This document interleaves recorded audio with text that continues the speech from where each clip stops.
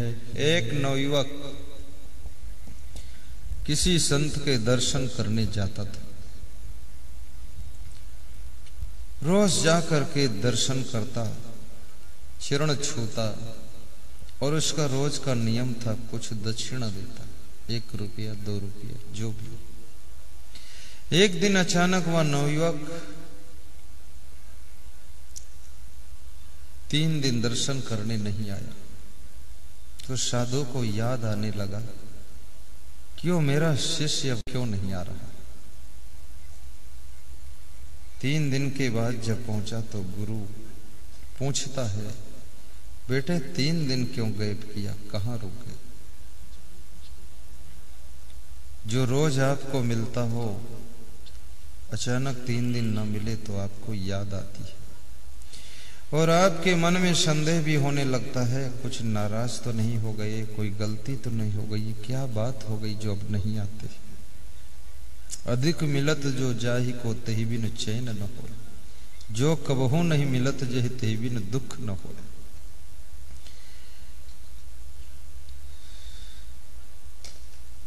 तो उस नवयुवक ने कहा कि मेरा विवाह देखने के लिए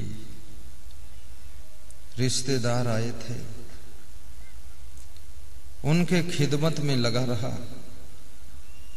और विवाह तय हो गया है। तो उस गुरु ने कहा, बेटा तुम्हारा विवाह तय हो गया, अब तुम अपने गुरु से चले गए, अब गुरु के नहीं रह गए।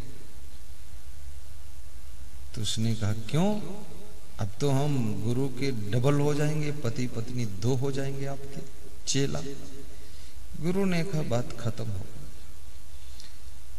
1 महीने के बाद वो अचानक फिर 7 दिन नहीं आया दर्शन के। गुरु आस लगाकर इंतजार कर रहा है कि मेरा शिष्य क्यों नहीं आया। याद रखना, जिससे प्रेम करना तो लगातार वैसा ही प्रेम करना। एक दिन खूब प्रेम कर दिया और दूसरे दिन बंद कर दिया तो बहुत डिस्टर्ब हो जाता है। उतना ही प्रेम करो जितना लगातार कर सकते हो, फालतू मत करो जो आगे बंद ही कर देना पड़े आपको। निरंतरता बनाए रखो, परमानेंट, कंटिन्यू।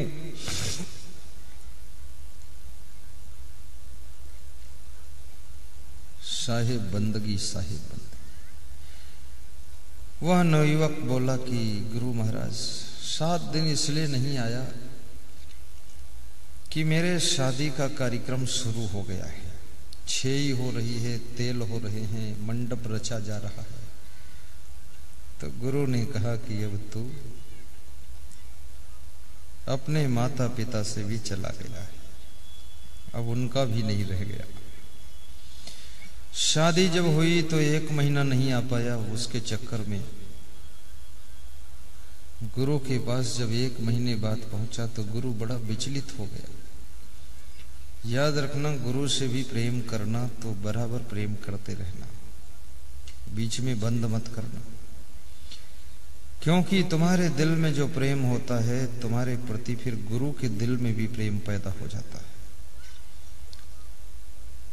ये प्रेम की धारा दोनों तरफ बहती है। माता पिता को भी वही प्रेम देना जो शादी के पहले प्रेम देते थे।